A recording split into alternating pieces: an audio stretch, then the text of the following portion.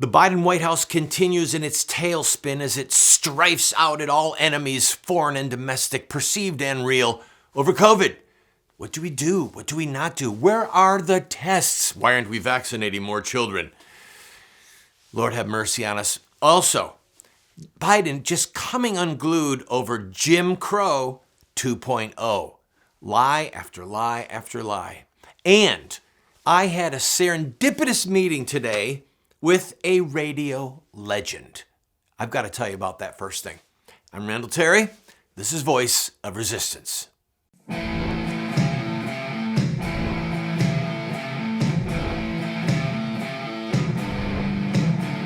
Those who forsake the law praise the wicked.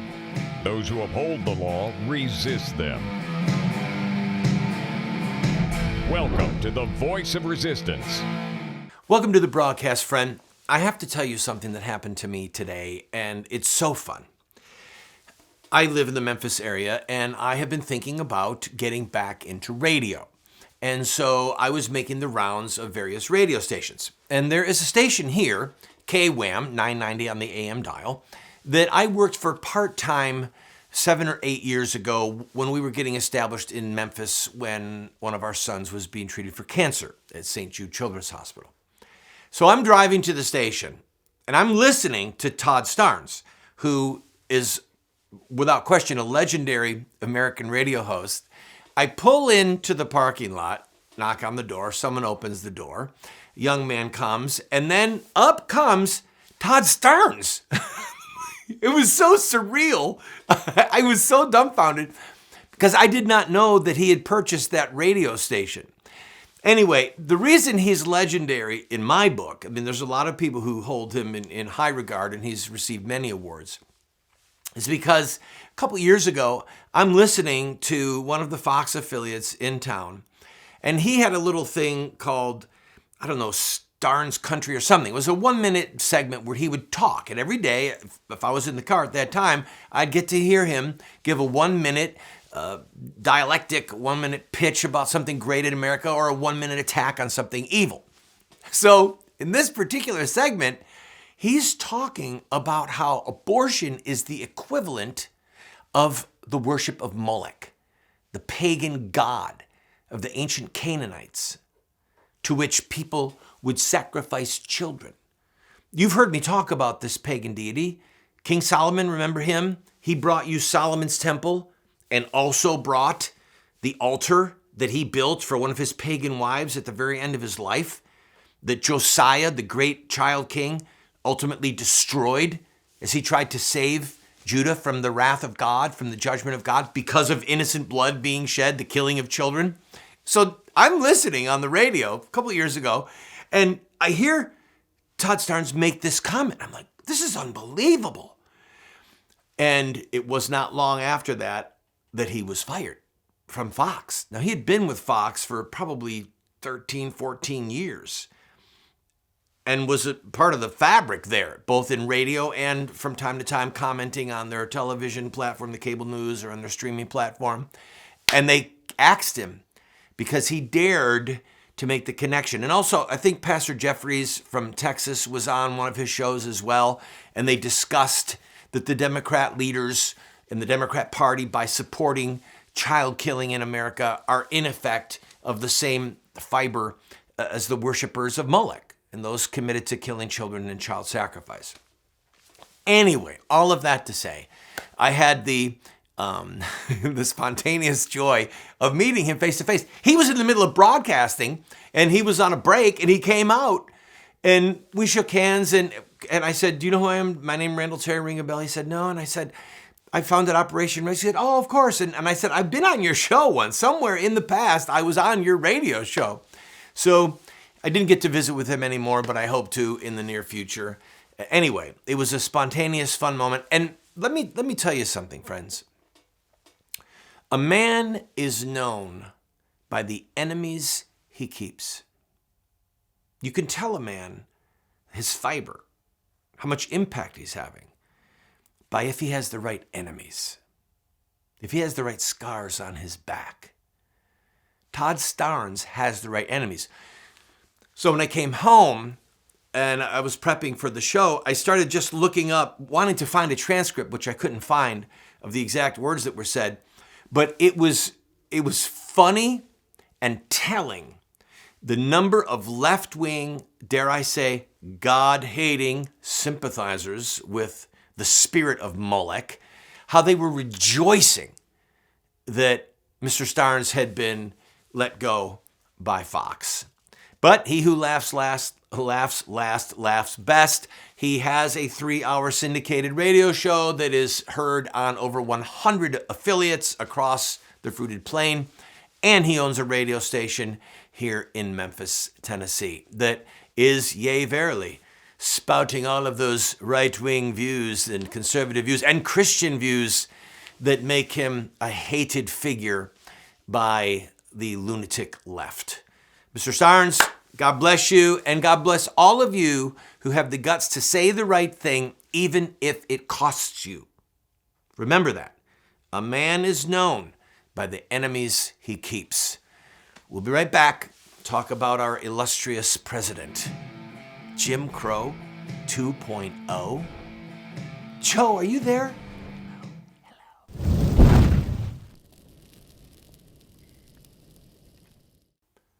Jim Crow 2.0. Welcome back, friends. It is I, your servant, Randall. The president is making a fool of himself to anybody who studies history and actually reads bills. He went off the rails yesterday, which he's been doing a lot lately, saying that anybody who wants fair elections and wants legal voting is trying to reinstitute Jim Crow laws. It boggles the mind, for me at least, how somebody can be so brazen when they tell a lie. He has to know that he's lying, and so there's something that has happened in his conscience. He has what the scriptures talk about as a seared conscience, a reprobate conscience. A man to be able to stand up there, as the President of the United States, no less, and to say that good, hardworking Americans who just want fair elections and don't want it to be easy to vote illegally, that we are the equivalent of Jim Crow. It's absurd. All right, here, watch the clip for yourself. Not just here in Georgia. Last year alone, 19 states not proposed, but enacted 34 laws attacking voting rights. There were nearly 400 additional bills Republican members of state legislatures tried to pass. And now, Republican legislators in several states have already announced plans to escalate the onslaught this year. Their end game? To turn the will of the voters into a mere suggestion, something states can respect or ignore. Jim Crow 2.0 is about two insidious things: voter suppression and election subversion. It's no longer about who gets to vote. It's about making it harder to vote. It's about who gets to count the vote and whether your vote counts at all. You can't make this up. You can't make this stuff up. There's two issues for me. One is who writes these speeches, and then who vets them. I can almost see like a crescendo, like little demon, medium, large demon. There has to be like a train of demons or evildoers that are involved in writing this, because this is a dog whistle. What they're trying to do is whip the left, primarily African American voters, because that's where the Jim Crow laws had the worst impact. So they're trying to whip people into a frenzy and maintain their stranglehold on the black Democrat base, the most loyal segment of the most loyal base of the Democrat Party. But the simple fact of the matter is what he's saying is a lie. People are not trying to make it more difficult to vote. They're trying to make it more difficult to vote illegally. And as I mentioned the other day, when you read stories now about what happened in Arizona or in Wisconsin or Pennsylvania or in Georgia, you see that there's qualifiers showing up in these editorials that masquerade as news. There is no strong evidence of widespread voter fraud. In other words, there is some evidence of voter fraud. I mean, let's just take out those qualifiers. These qualifiers are being inserted in story after story across the nation regarding what clearly looked like to a lot of us, not just voting irregularities, but voter fraud. So we know that in Chicago, we know that people that are dead vote. I mean, it's a little bit bizarre, and sometimes it could be smelly depending on how long they've been dead, but they vote. And then there are people in Texas who helped elect Senator Lyndon Baines Johnson, who were dead. Okay, they were in a graveyard, they were dead, and they helped elect the senator who became the vice president, who became the president. So it's not only is it not unheard of that there has been voter fraud and dead people voting and other means of people voting illegally, illegal immigrants voting illegally, people that are Americans voting more than once, or people that are harvesting votes going into nursing homes and helping people vote who might be at life's end and really not cognizant of what's going on. All of that to say, these laws that are being passed in the several states are not about voter suppression. They are not about keeping people's votes from being counted. They are about having people vote legally. It's not vote early and vote often. It's vote once and vote legally. How could you be against that? So to be against that, you're Jim Crow. Lord have mercy on us. God save us from this president. I'll be right back. We'll talk a little bit more about COVID. I am sick of talking about COVID. I've had COVID. I'm more sick about talking about it than I was when I had it. I'll be right back.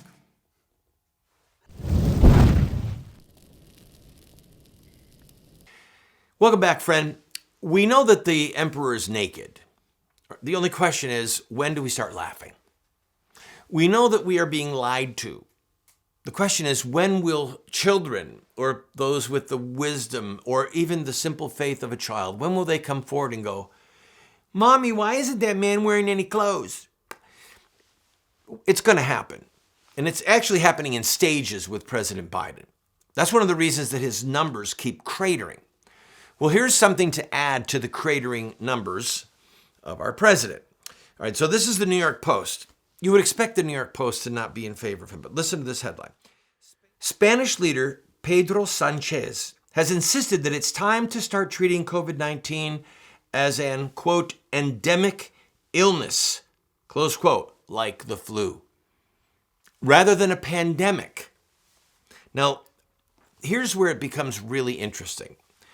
Remember I talked about when will people say the emperor's naked? Bloomberg is not what you would call the innocent child. I'm talking about the Bloomberg News Service. Now remember, Mike Bloomberg ran for president, not because he ever thought he could win. He ran so that he could establish campaign offices all over the country that he could then hand off to whoever the Democrat primary winner was. The beneficiary of his run for the presidency was Joe Biden. And you could take it to the bank that Bloomberg spent a small fortune to help Biden through these surreptitious campaign offices, help Biden get elected. So that's why this is so interesting. Bloomberg says, Spain calls for debate to consider COVID as endemic, like flu. Here is what really matters in the story. Go ahead, put it up on the screen. Spain reported almost 692,000 new cases in the last 7 days, with 13.4% of hospital beds used for COVID patients, according to the health ministry data. That compares with 13.8% 8% a year earlier when the number of recorded cases was just above 115,000. That's the tell. So, in the story with the naked emperor, you had all of the wise people saying, yes, the emperor's clothing is so beautiful. Oh my goodness, I can't believe the stitching. And then a little boy starts laughing. And then it freed the nobles, the pretenders that were standing by to also begin to laugh. So now we've got Bloomberg quoting stats that are glaringly obvious that this is going to become something that we view as an endemic. So right now, there are more than 5 times as many cases of Omicron in Spain as there were 1 year ago. More than 5 times as many cases and less people in a hospital bed. What that means is that this does not have the force that it did on a medical level as a year ago. And all of the data in America and in European nations suggests, and in South Africa, suggests the same thing. So when you see Bloomberg quoting the Spanish Prime Minister and doing it in a way that says, he's right, the emperor is naked and he's pasty and flabby and ugly and it's kind of repulsive to look at. Let's stop the lie. Bloomberg is giving permission to other players, whether it's MSNBC or CNN, sooner or later they are going to have to admit that COVID is losing the dramatic impact that it had, and these draconian impositions by Biden and his cohorts are unnecessary, they're unwarranted, they're probably unconstitutional. Well, most of them are unconstitutional, and they are unnecessary. They are not needed. They are draconian. The Biden people are using COVID for political purposes. They're involved in a power grab, okay?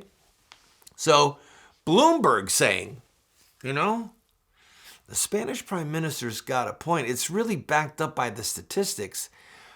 It gives an out because if the media in America continue to pick up Biden's bags and lie to us, sooner or later, they look like fools. They lose all credibility. CNN's numbers are in the tank. MSNBC's numbers are in the tank. The number of people that are watching Joe Rogan podcasts dwarfs these so-called news media outlets. People are already laughing at the emperor. And the question that MSNBC and CNN and these left-wing media outlets have to ask is, how long are we going to carry on the charade that the emperor has beautiful clothes? That COVID is such a horrifying threat. We've got to immunize and vaccinate our children. How long are they going to keep this up? Because the longer they keep it up, the more they destroy their own credibility. Bloomberg is the tell, friends. Bloomberg is the proof in the pudding that the left-wing media is starting to have enough. We can't keep lying for you, Joe. So what the Spanish Prime Minister is saying, and Bloomberg is reporting, it's going to start to seep out. Sooner or later, these left-wing media outlets are going to have to admit what the Spanish Prime Minister said is true, and what Governor DeSantis down in Florida is doing is actually working way better than the lunacy of New York. I've got to take a break. I will be right back.